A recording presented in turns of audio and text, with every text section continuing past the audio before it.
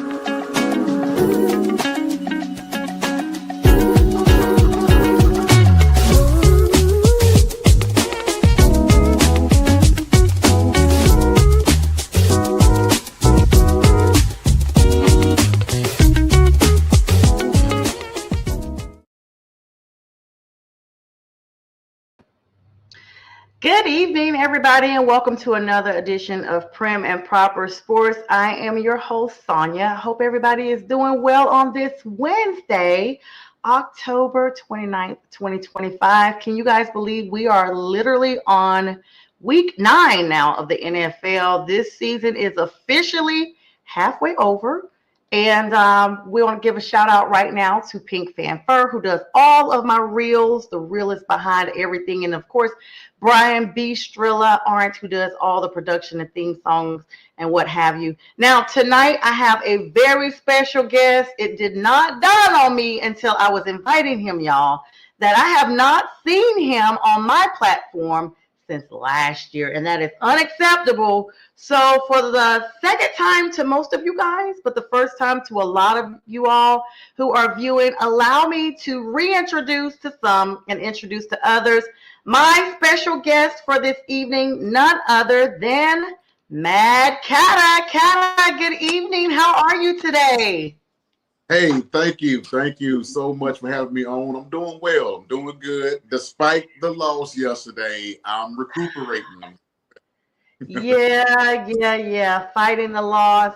That's been big. But Cata, tell us what you've been up to since last December, what you got coming up, what you've been doing outside of the gridiron. We know you are very passionate about the Carolina Panthers, but you're just as passionate about the community. So give us a little preview of what you got coming up and what you've been doing this year.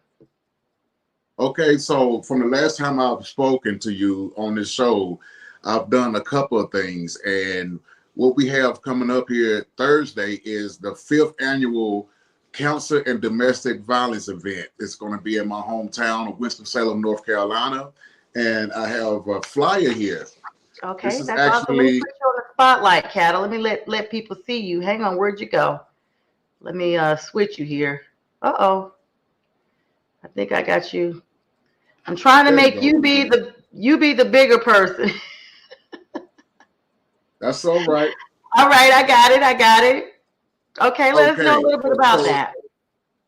Okay, so every year, my mom, she dealt with breast cancer, and thank God she's still here with us.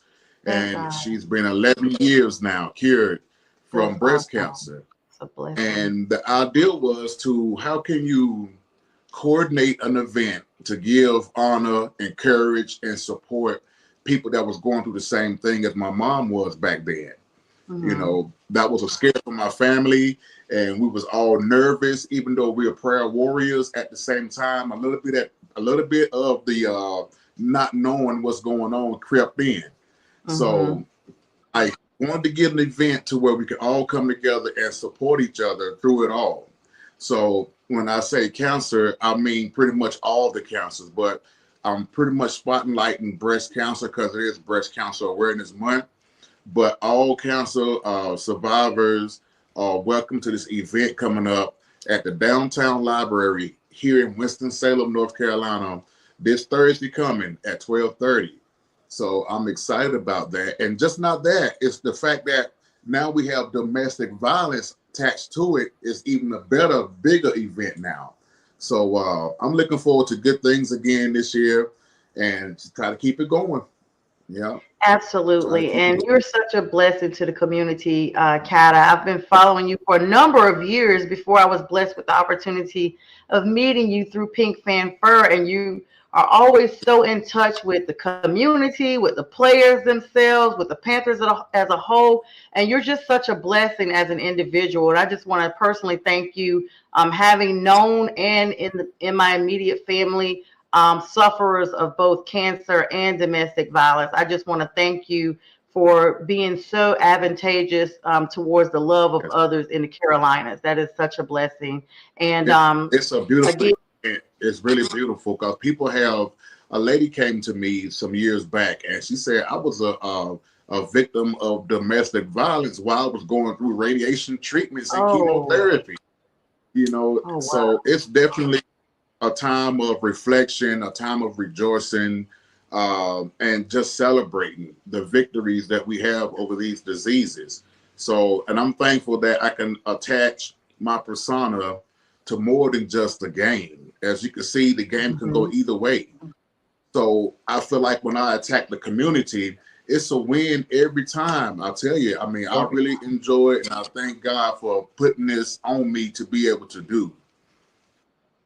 Yeah, that's really a blessing. And like, I love the way you said it's a win every time, no matter what. So we'll make sure we get your contact info there in the comments, so that when people are watching and seeing this, they can reach out, because it's never too late. And you have a lot of stuff going on year round, not just this. Kata is one of these people that are so in tune with the community year round. He has a cleats giveaway that he handcrafts these cleats and all these customized ideas for kids and everybody there. Yeah, tell us about those, Kata. Okay, so this year, that was a great segue, by the way. Thank you. I try. These are actually from the stadium of BOA, Bank of America Stadium. Yes. And these cleats were donated this year. So let me show you. Now look, this is a size 15 cleat. I don't know which player tried these on and didn't like them, but it's kind of like, I guess you could say Foot Locker. You know, you go to Foot Locker and you try a shoe on, you walk around on to see if it'll fit good for you. Well, the same thing happens to the players. They try a cleat on and they don't feel right on them, then they chuck them. They just throw them away. Oh, wow. So this is my cause, my cleat. Stay tuned, and I have something for you. So those are cleats that I'm going to work on this year. Most times what I do is open my heart and just embrace the moments. Like last year, I did the my cause, my cleats for Western Carolina during the hurricanes. Yeah, and that turned out to be really well. Yeah, that turned out good. Yeah. It turned out really well. This year, I really love to watch your. Go ahead. I was saying I really love watching your TikToks and stuff, because you show how you're making them, and it's like, you guys have got to follow Kata at Mad Kata on all the socials. He literally shows you how he literally puts his heart and his soul into every item. It's customized. No two are alike. Kata, that just shows your true talent that you're sharing with everyone. Thank you. Thank you. Yes, indeed. So I'm very thankful that somebody that worked for the Panthers seen my cleats last year and wanted to help out in any way possible. And I was donated these cleats that I would definitely put a theme onto them and go ahead and get my cause out this year again. I love it. I love it. All right. Well, kudos to you, Kata. Of course, we're always watching from afar because you always have so many amazing things going on. You're so talented. Just big applause to you for that. And thank you so much for identifying. I'm glad your mom is doing much better. I'll continue to keep her in prayers. That's such an amazing thing to know, that prayer overcomes even the worst of situations. And that is just a testament there. So thank you for sharing that with us as well, Kata. You're welcome. Speaking of prayers, I'm going to do another little segue. Prayers did not help the Carolina Panthers on yesterday. I'm going to be honest, I don't normally pray too much about sports. However, I was hopeful. I did have a little faith. But Kata, you were at that game 40-9. Now, of course, Bryce Young is healing up from this high ankle sprain, did not dress out, was on the sidelines. We know we have not seen Andy Dalton in quite a while. But that did not mean that Andy should not have been conditioned for this game. He gave away 2 crucial turnovers that the Bills capitalized early on, and it was a domino effect from there. The Bills had a 2-game losing streak and decided to use the Panthers as their ladder to come away from that 2-game losing streak on the road. Not only that, Josh Allen had the audacity to surpass Cam Newton's record at BOA as having the most rushing touchdowns for a quarterback. And it just goes on and on and on. Bills are now 5-2. Panthers are still at 500. Don't get too hopeful. NFC South at 4-4. Let's talk about some things you noticed at that game before we get into the individualized stats here, Kata. Well, first off, it was way too much red, white, and blue at that stadium yesterday. I'm talking about like when I touched down from Winston, the first colors I seen was Buffalo colors. Oh, wow. And I'm like, come on. I don't know what's going on here. I know they travel well, and that's okay. But they cannot take our home and make it theirs. And that's kind of the energy that I felt yesterday. I was very hopeful now for Andy. I was thinking Andy was going to go out there and really show that he's a great, reliable backup to Bryce Young. But you know what? It was not a good day. It was not a good day for anybody involved. J.C. Horn said everything went wrong, and that's the truth. It was just terrible. Yeah. I'm just so baffled that you're saying I didn't know that Bills Mafia travels to non-AFC games. I mean, let's be clear. The Panthers are pretty much not even on their radar most of the time. We don't even bother the Bills. They don't bother us. But they got themselves up on those planes and came all the way from Niagara Falls down to the Carolinas to witness in person. And I did hear an announcement because I was watching the game here yesterday. And I heard him say that he was literally on a flight with a bunch of Buffalo fans. And I'm like, what? Like they basically had the whole flight taken over like it was their chartered flight. I'm like, wait a minute. Yeah. It was crazy, but I was still hopeful, even though the stadium was pretty much Bills fans, which I'm not pleased with at all. You know, I would have loved to have seen more black and blue in that stadium, but it didn't take long for them to really, yell out Buffalo and whatever they say, the chance they have and all that once things started unraveling for us, and that scramble that Dalton was doing and he fumbled the ball, I knew right then it was about to blow because the stadium was already covered with Buffalo fans, so yeah, it was not a good time. Yeah, home, I heard that. I heard it, and I was like, why does it sound like Panthers fans are cheering for the Bills? I didn't know because the way the TV cameras were angled, they didn't show, I saw a few specks of red, but it didn't look as apparent unless I just wasn't looking. Like I had it on, and part of it I was doing some studying and everything, so I wasn't looking at every individual play. I kind of had it on, and I was watching most of them, but I didn't see the pans of that. And that's just horrible. And then, to think about just the other night, shout out to PINKfanFur again. She had this gentleman on there from Buffalo who was talking about, we talked about the defenses and who could stop who and who was this, that, and the third.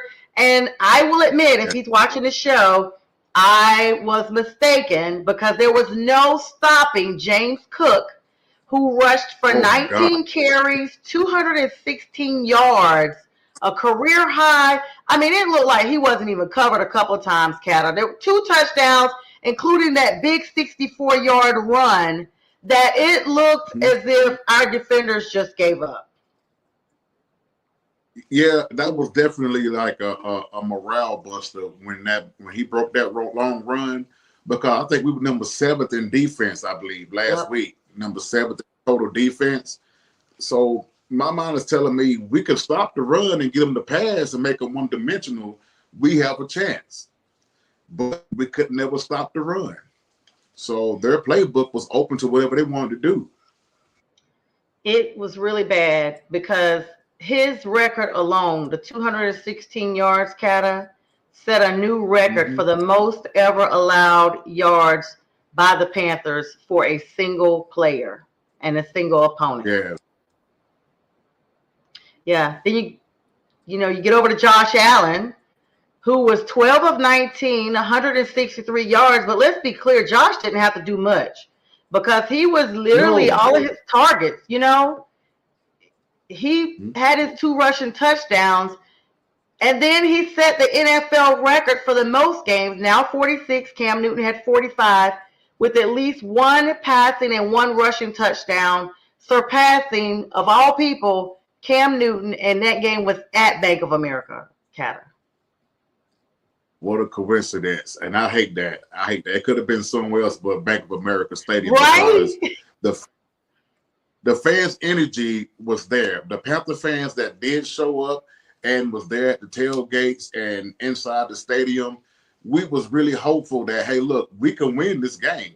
We undefeated at home. Let's keep this trend going. And, it didn't take long before we began to realize chances are we may not make it out of here, with this win. So, yeah, that was pretty rough. Then, of course, we're just going through the stats here, Kat. I hate to make you relive such a traumatic moment that you saw in person. The good thing about being at home, you just go ahead. Yeah, you just turn the channel, but when you're there in person, it's like even if you wanted to get up and leave, you're still going to hear it for a while you're walking out the stadium, everything, because it's right there. And Khalil Shakir. And I would never do that.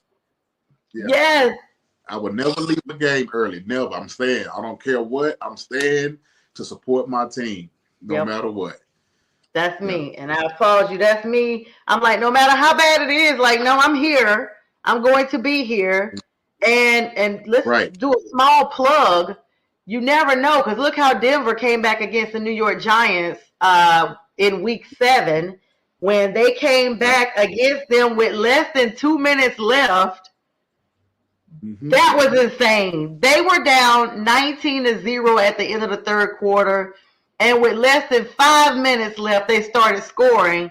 And with less than 2 minutes left, they took the lead. And so it's never too late. Yeah, that's true. That's true. So Khalil Shakir was another one of those players. He had 88 yards, but there were 6 catches, which lets you know Josh was really like spreading the ball around. He had another big catch, 54 yards for a touchdown. And the Bills defense, Kata, which had not been that notoriously known, forced 3 turnovers. One was the fumble we talked about from Andy Dalton when he got ready to try to do the scramble. And then another turnover, and then another turnover. 1 interception was forced by Andy Dalton and 2 fumbles. They recorded a total of 7 sacks on Andy Dalton for the day. Wow. Yeah. Now, I know we had injuries along the offensive line, but these guys all practice together. Next man up mentality. And I'll tell you, 7 sacks, that's a lot. Yeah. Yeah. He might not play. We need Bryce back. Yeah, I need Bryce to be getting cortisone injections and icing up, as Steve Smith once said, and several said. Whatever. Like, I don't know if I need to come down there and put some pads on and pretend I'm Bryce or what, Mr. Miyagi. Yes. Yeah. The Panthers, even though the score looked really bad, we did have a little performance that was contributing towards the 9 points we ended up getting. Of course, Andy Dalton being the starter for the injured Bryce Young that we've talked about. He had 16 of 24 passes for 175 yards. So his yards were comparable when measured against Josh Allen. It was just the receptions were off. 1 interception, 2 fumbles. T-Mac, the wide receiver who has always been Bryce Young's big target, received 7 catches for 99 yards. And then we saw Christian Roseboom, the linebacker, who had 12 total tackles for the defense. And that was all she wrote. There's nothing else stat-wise that the Panthers produced, Kata. Wow. I'm not really big into stats, but when you now listen to what you're saying, I mean, that's not good. We're way better than that, and we've shown better than that. So I'm looking for definitely a turnaround come Sunday. We shall see. But yeah, that's terrible. Yeah. And Rosebloom, he's really turned for the better, Rosebloom, because in the beginning he was kind of sluggish. Yeah, he really has, and that's one of the reasons why I look at the stats, because they say any given Sunday, and we were undefeated at home. And you look at the total thing, they always talk about AI and how they come up with schedules and everything. Well, AI plugs in the numbers. They plug in the stats. So that's how they come up with, okay, this is the number 1 defense. This is the number 1 offense. This is the player to look out for. This is the projected fantasy points that this player may have, because they're looking at the stats on a weekly basis. And now that we are facing week 9, we're halfway through the season. The stats are going to be a little bit different than they were week 1, because we have more comparable numbers to look at across the board from each of our players in all 32 teams. This one did hurt. I'm going to be honest. I am extremely disappointed, even though I felt like, my confidence will not ever let me root against the Panthers or say that they will lose. I will never say it until I see the final score. I just won't do that. I don't care if we've dropped 17 in a row and it's week 18 and we're playing the Super Bowl champs. I'm going to say, yep, we're going to win every week. But when you look at, okay, now here is where we are now. We have to make changes. We have to be better, because as Panthers fans, Kata, you know how it is. Like, we want to make sure we keep the mantra, keep pounding. That means we never give up. And a part of me was, realistic. Like, okay, it is the Bills. It's a probability that they may win, but I did not see 40-9. That there, even if I were to accept the possibility of us losing, I would have thought at the most maybe 7 to 8 points, not even 2 full scores. Yeah, I mean, I was thinking along the same lines too. It's like, we at home, we have our home crowd. We're gonna be into this game. They're gonna pull this thing through for us. And I stayed for the whole game. I didn't lose hope at all. But at the same time, you can kind of tell the morale was getting weaker and weaker, especially when you started getting these injuries to the offensive line. I mean, it was terrible. It was terrible. Yeah, it was really terrible. And to kind of wrap that segment, because we need to look at this as a bigger picture. Total net yards. This is where the biggest difference was. So the first downs, the Bills had 22 first downs. The Panthers had 17. Okay, not too much of a difference. The Bills had 7 sacks. The Panthers only had 2, Kata. Only had 2. That's a big difference for our defense. No turnovers by the Bills, yet there were 3, and the Bills capitalized on every one of them by the Panthers. But then listen at this biggest. The biggest thing, Kata, was not even all of that. It was the yards. The Bills had 411 net yards. The Panthers only had 246 for the game. Oh, see. Now turnovers will hurt you. I mean, you say we had 3? We had 3 turnovers. 3 turnovers. And a lot of those net yards came from off of some of those turnovers. Yep. So there's the answer right there. You can't turn the ball over, especially in your own end zone. Mm-hmm. You just can't do it. So especially that big run at 64-yard line, 64-yard turnover, that was contributed to this as well. Oh yeah, absolutely. But you were saying you hope what, Kata? We just got to chalk it up and regroup and get ready for Green Bay. The 24-hour rule has expired for me. Yes, it's officially 24 hours, because it's past all that time, and we are on to, of course, tomorrow night being our Thursday night game. We'll talk about that here in just a minute. But let's look at what this looks like in the terms of our division, Kata. Now, our division has been a little competitive this year. I mean, I'm excited that the Panthers are competitive for the first time in 6 seasons. Well, let's be clear. We're competitive every season, but this season we really are showing that we're competitive. 4-4, even after this loss. So we're still at 500. We are right behind the Bucks, thanks to Atlanta losing yesterday to Tua Tagovailoa and the Miami Dolphins on Sunday. And so I'm excited about that because the Falcons are dropping to 3-4. The Bucks are 6-2, and the Panthers are right behind them at 4-4. And the Saints are a non-factor right now at 1-7. So if you think about it, the Falcons have already had their bye week, so they're a game on for the rest of the season. And the Week 8 results, they were beat 34-10 by the Miami Dolphins.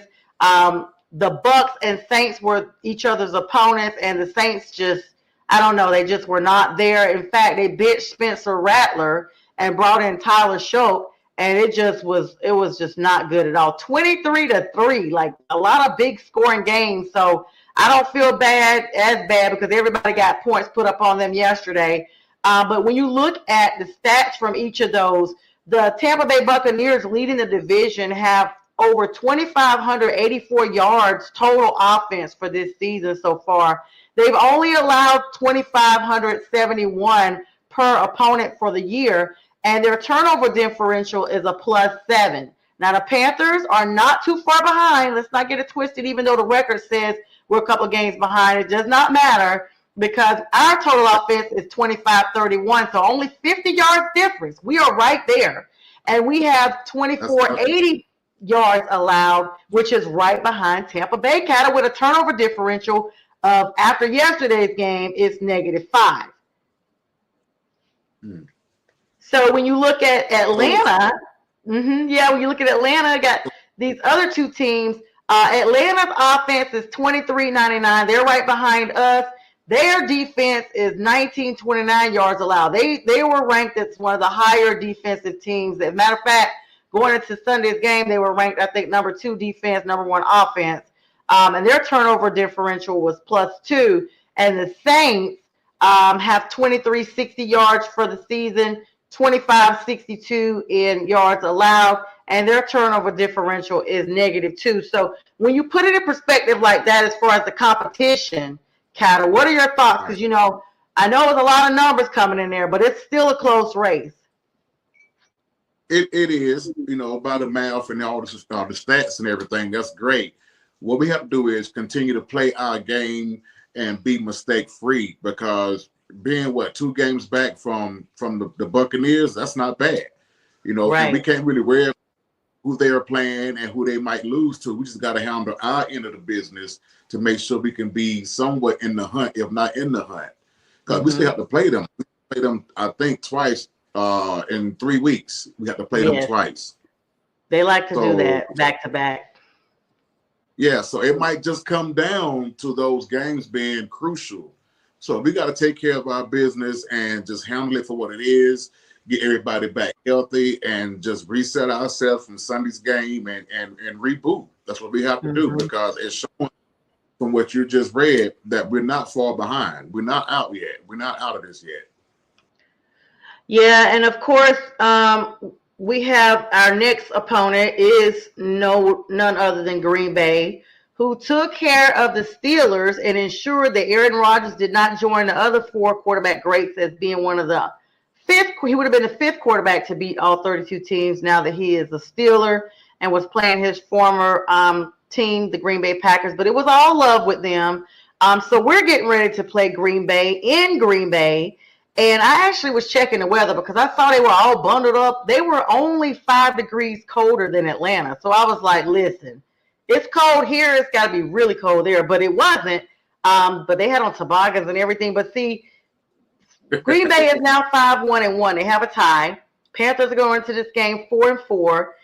Game is at 1 o'clock, so it's going to be a little earlier in the day. and it's going to be aired on Fox. But right now, our 3-game winning streak was snapped decisively at home by the Bills. Actually, we had a 3-game win streak in a row, honestly, not just being undefeated at home. And we need to see how long Bryce is going to be out, if he's coming back. Sunday, the Packers are considered one of the top teams in the NFC, and they're returning to Lambeau Field, where they are still undefeated at Lambeau.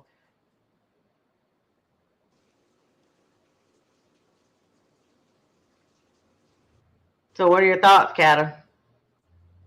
I think we have a chance. Like you said earlier, I would never go against my team. They will have to show me otherwise, but I'm not going to go into any game thinking we're going to get beat. Yeah, people are always voting against us. That's the thing. No one wants to say that, they will get beat or anything like that. And, I'm just looking forward to seeing what we can do as the Panthers regroup, reset from Sunday's game, and get ready to put on a performance in Green Bay. We definitely need to get back on track, and I do feel like we can do it this Sunday. Yeah, I'm wondering about that too, Kata. It's like you said, I never am going to root against them, but they put on a clinic with Aaron Rodgers. I mean, the game looked like it was a comparable game, and then you literally saw youth versus vets. Like it came down to the younger version. And I do remember before that game started that Jordan Love said that, he wanted to switch jerseys and everything, the jersey swap with Aaron Rodgers. And it was noted to me that Aaron wouldn't even do it on camera. I mean, he had a good attitude when he came in. And I have heard some other players talk about how certain players won't swap their jerseys. And I think Aaron Rodgers was one of those persons because of who he is. But, Jordan Love was his, protege for such a long time. Mentor versus mentee was what the game looked like. And so the commentators were like, it's probably going to, be switched off the camera or whatever. But I was like, he could have gave him his jersey or what have you. But the Packers, of course, are heavy home favorites. Vegas and all these other people put their bets in. But I love how they always bet against the Panthers. They talk so much trash about our defense, even when it wasn't football season, that our defense had to show them, who we were. And they are predicting them to defeat us over a 12.5 point spread, which is the largest point spread of the Week 9 slate of games that have to come up, which means they expect them to beat us by more than 2 points, scores. That's a lot. So we I don't know how the players, do they even like read this stuff? I know they're on social media, but do they really like go into details like we do as fans and pull up stats to see what everybody's saying? Yeah, me too. But it could be overwhelming.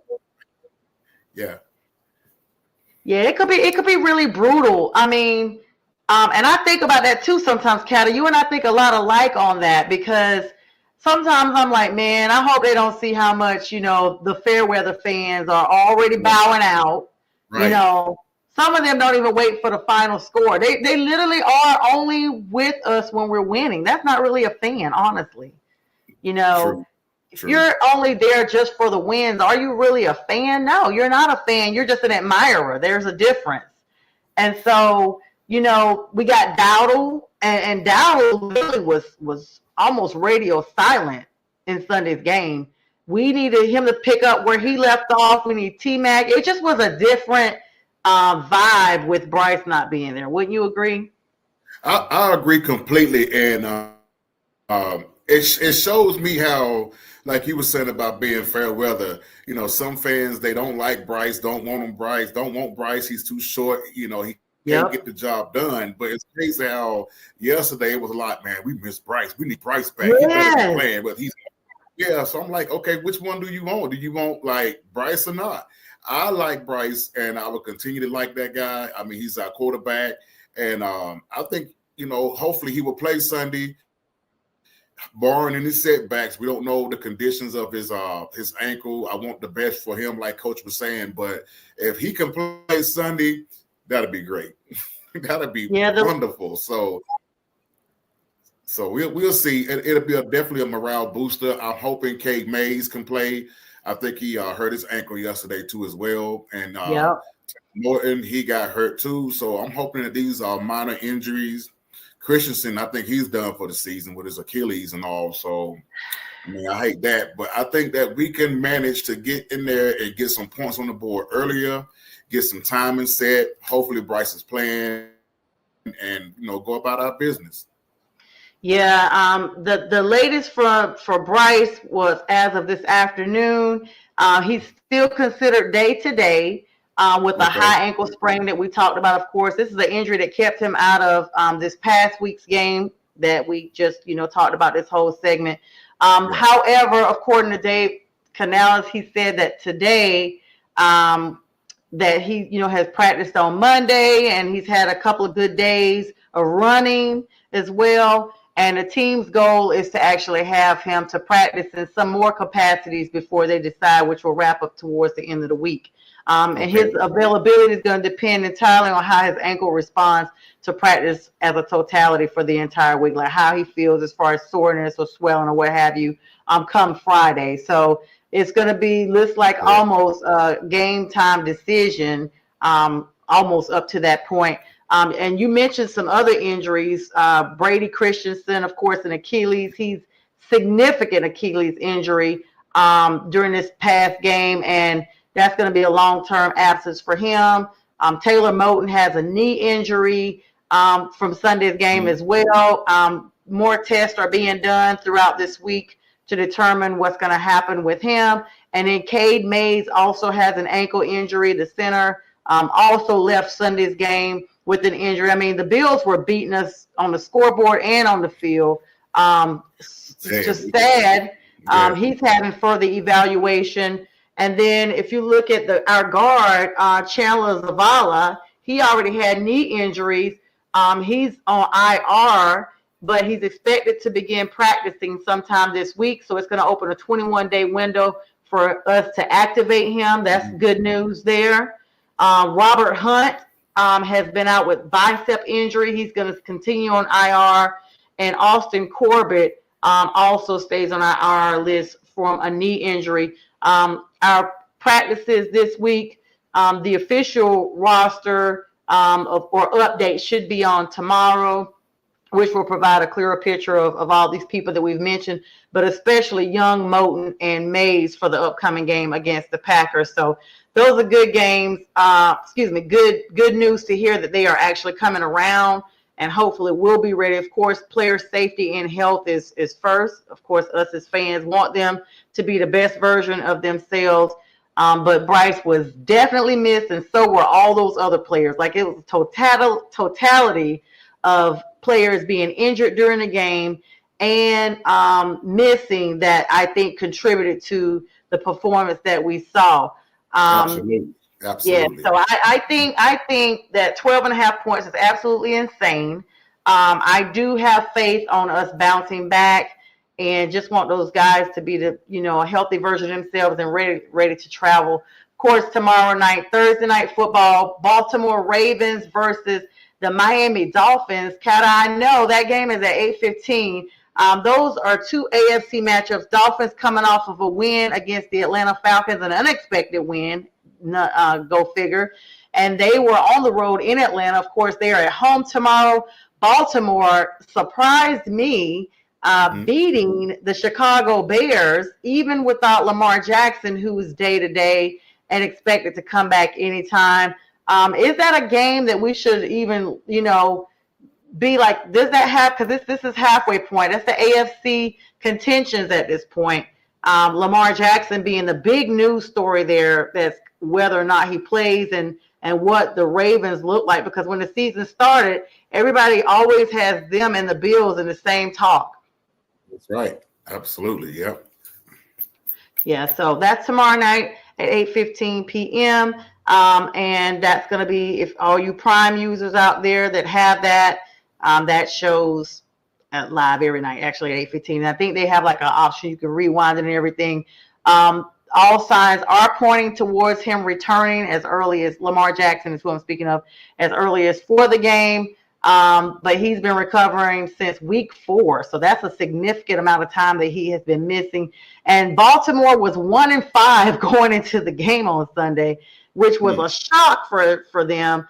Of course, he was ruled out for that game despite practicing during the week. And the Ravens are actually being investigated by the NFL because of that, because they had him listed as playing in Sunday's game. And then at the last minute, they said he was not, even though he had practiced throughout the week. So they're looking at Coach Harbaugh and the Ravens organization for that. But they are saying the last statement is that he will play on tomorrow night now that he's had some additional time to rest. But yeah, Kata, always great to have you on, of course, to make this mostly about the Carolina Panthers, our champs, our number ones, no matter what. And tell us how to follow you on all the socials, Kata, before you hop off of here. You can follow me on Facebook, Instagram, Twitter, TikTok, and even on Snapchat. But it's Mad Catter. Just type in MADCATTAH, and it should lead you right to me. Or you can just do a Google search, and it'll do the same for you. So, yeah, thank you for having me on. I appreciate everybody and the support for what I'm doing and ideas for the community, and also spreading the cheer on game day. So I thank every one of you. Thank you. Absolutely. Always a great time to sit down with you, Kata. Thank you so much for coming on Prim and Proper Sports and making time with me and for me today. And, of course, go Panthers as always. And we thank everyone for joining us tonight. And we guess good luck to your team unless you're the Packers. Right, Kata? Right. Yeah. All right, everybody. Thanks always. You can do what you want to do. Absolutely. And with that, Kata and myself will bid you guys good night. Good night, everybody. Keep pounding. Keep pounding.